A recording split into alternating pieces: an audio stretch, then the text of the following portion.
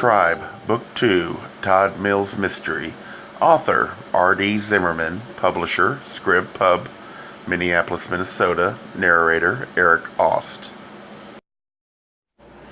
Chapter 5. In his hotel room not far from the Minneapolis-St. Paul airport, Rick dropped himself onto the edge of his bed and stared at the phone. This was exhausting, all this gallivanting around the country, but for the first time he felt hope. Absolutely. The Lord was leading him to Little Ripka, and soon he'd have his family back together, and they could return to the congregation, that safe and isolated island in this sea of madness. Oh, thought Rick, shaking his head. But this was a godless nation, one full of worldly lies and rejected knowledge, idolaters and fornicators, and the sooner Zeb, Ripka, and he were back within the confines of the one true church, the better. There was safety there, true wisdom and love. Rick knew too well what it was like out here in this wicked world, lost. That was what he'd been as a young man, until some of his college friends and others from the Midwest invited him to join the congregation. He'd been lost and on the verge of being swallowed up, just as was now happening to poor Zeb. So many years ago, Rick had had a slovenly, Laodicean attitude, had wanted to give his life entirely to sin. But then, he thought, remembering those terrible times, he turned his life around. He might have been born in sin, but long ago he had recaptured the true values and become a soldier in God's army, a believer who would always stand firmly on the promises. And if he could make wrong what was so wrong way back then, Zeb could well do the same now. At least, thought Rick as he picked up the phone and dialed. He had some good news to report. Ripka, he was confident, would be all right. They were sure to find her. The blanket she'd been wrapped in, made from cotton, grown right at the congregation's compound and woven by the woman there, would shield her from evil. After all, the blanket had been anointed by all of the elders. The phone rang, and a voice on the other end answered, saying, "Praise Jehovah." "Yes, praise him." Addressing God's apostle and the leader of the congregation, Rick said, "Good afternoon, Henry. It's me." "Where are you? Minneapolis?" "Yes, we arrived this afternoon." They'd flown out of Albuquerque, having paid over $1,000 for their full fare. One-way tickets, but money was the least of Rick's worries, for he'd been given more than enough from the coffers of the congregation. All that matters, Henry had said, is Ripka. She has to be found, he had proclaimed, before Satan wraps his clever hands around her as well. Bring her back, that's all that matters. "Paul and I are here," continued Rick, speaking into the receiver, "and I'm fairly confident the baby is too." "Praise Jehovah." The deep voice on the other end of the long-distance call turned away from the receiver and bellowed, "Honey, honey, praise Jehovah, they've found your little baby girl." "No, wait, not so fast," Rick said loudly. "Henry? Henry? Listen to me, Henry, can you hear me?" "Heavens, yes. How is she? How is my little?" "I said I'm pretty sure the baby's here. I'm almost positive. I know where she is, but we don't have her actually with us yet." "What?" "Trust me. With God's vision, we'll have her soon. Possibly within a few hours, in fact. Paul's already scoping things out. Just be patient." "But..." "Henry, as you say, Satan is wily." "Indeed he is."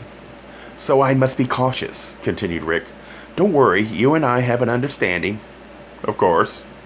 Fortunately, Rick went on to explain, they'd received yet another blessing, for they'd made it here just ahead of the storm that was now going full force.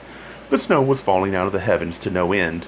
All mainly movement had been severely hampered, and if they'd hesitated, even caught the next flight, Rick was sure they wouldn't have made it in.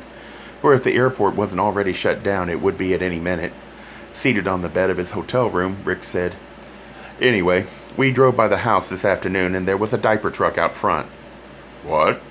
questioned the voice from Colorado. "A truck?" "They were delivering diapers." You think my little granddaughter's there because you saw a diaper truck?" "That's right, Henry, but I..." "Dear Lord help me. I don't follow you." "I know she's in there. There's more to it than that, but let me assure you that you have nothing to worry about." Well, I hope so. My Suzanne here is a total wreck, an absolute wreck. She's hardly slept ever since her baby vanished. "I know. I understand. I feel the same way after all, Henry. Ripka's my granddaughter as well." True, but that worldly boy who started all this is your son, not mine, stated Henry, his voice thick with anger. So where is that little bastard? He there too? I doubt it, replied Rick, rising and starting to pace back and forth. He could be nearby, but I'm fairly sure he's not at the house. I want him back here too. I know, Henry. We all do. The elders are going to do something, perhaps even disfellowship him according to the laws of the congregation. I am one of the elders, you realize, and I couldn't agree more. Something has to be done. He has to be marked. Our tribe must always be united and must always stand firm on its principles. Of course, but this is all our people are talking about down at the bakery, Henry said, referring to the cooperative business the congregation ran to sustain itself. There's ghastly gossip going on. Gossip!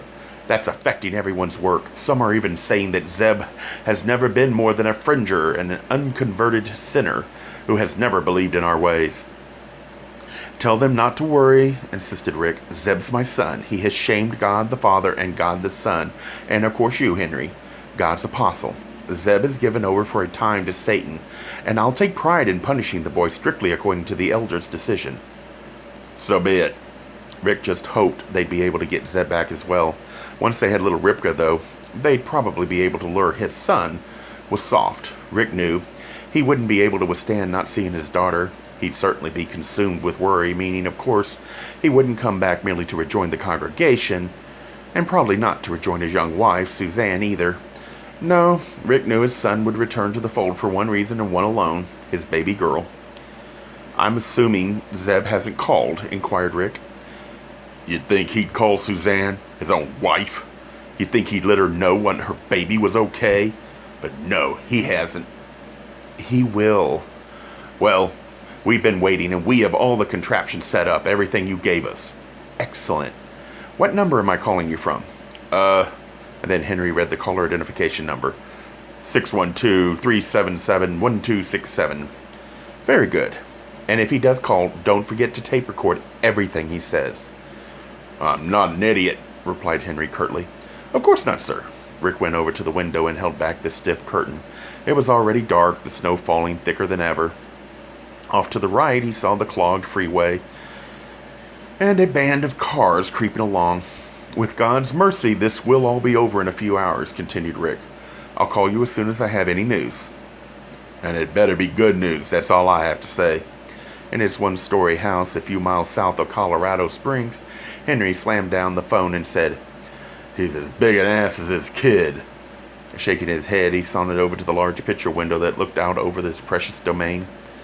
Oh, sure, they'd had any number of crises over the years at the congregation, but this ranked up there with the worst of them, and none had ever touched Henry so personally.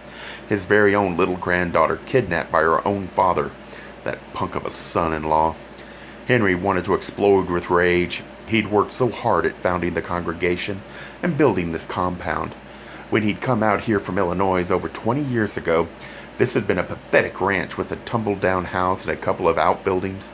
Now down the slight hill stood the 4 family dormitories, the gathering house where all the meals were taken in common, the prayer hall, and of course the long, low bakery where everyone worked producing the whole grain, yeast-free sourdough bread that had become so popular in town and supported the entire congregation. And now that little shit of a son-in-law wanted to ruin it all. He'd always known that Zeb had a bad attitude, that he'd been an unbeliever. He hadn't realized, though, how dangerous he really was, nor had he ever imagined that he could cause such tribulation. Oh, Suzanne, he said, his back to his daughter. The heart is deceitful above all things and desperately wicked.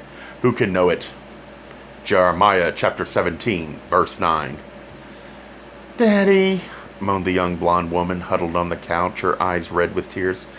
When's my baby coming home? Soon, precious, real soon. As God's apostle on earth and the leader of the congregation, he and his daughter lived in the only private house on the compound. This small white rambler, and Henry now crossed the living room, this fat round face red with fury, dropping himself on the sofa next to his daughter. He took her in his arms. Beautiful Suzanne. She was so gorgeous, with her thick curly hair, her perfect rosy complexion, those blue eyes and white teeth. How in the world could anyone do something like this to his wonderful baby doll? Henry said, I can't wait to personally beat the crap out of that juvenile delinquent husband of yours. I could kill him, and I really could, and maybe I will, darling. Maybe I will. How dare he kidnap your baby? I want my girl. I know, Suzanne. I know. This is just so ghastly. As his daughter burst into another round of tears, Henry wrapped his big arms around her and pulled her deep into his chest. This poor child. Here she'd lost her own mother when she wasn't even 10, and now she'd had her young baby ripped away in the middle of the night.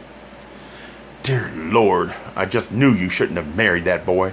I knew he was trouble, I surely did, he muttered.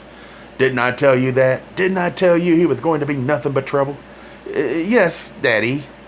That's right, I did. And are you going to listen to me from now on? Yes. And do just what I say? Yes. Yes, what? Yes, sir. That's my good girl. He ran his hand through her hair, bent over and kissed her on the forehead.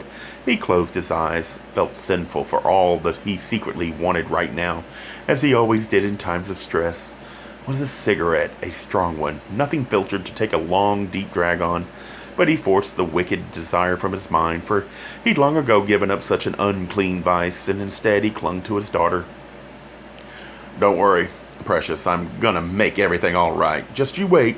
Your little baby's coming back before you know it, and when they drag that animal of a boy back here, he's getting a whipping. He'll never forget. Not to worry, precious. Daddy's gonna take care of everything. Everything's gonna be all right. A Gay Mysteries audiobooks. I think it is easy to hate a label, but a face humanizes the word. So this effort is twofold. To offer comfort to those like myself that your world didn't end because you don't fit into the view of acceptable society on both sides. And in hopes of helping those with family that are LGBTQ, that it doesn't mean we are aliens from the child they once knew. Reassure them so they can maybe be supportive at the same time, being true to their values.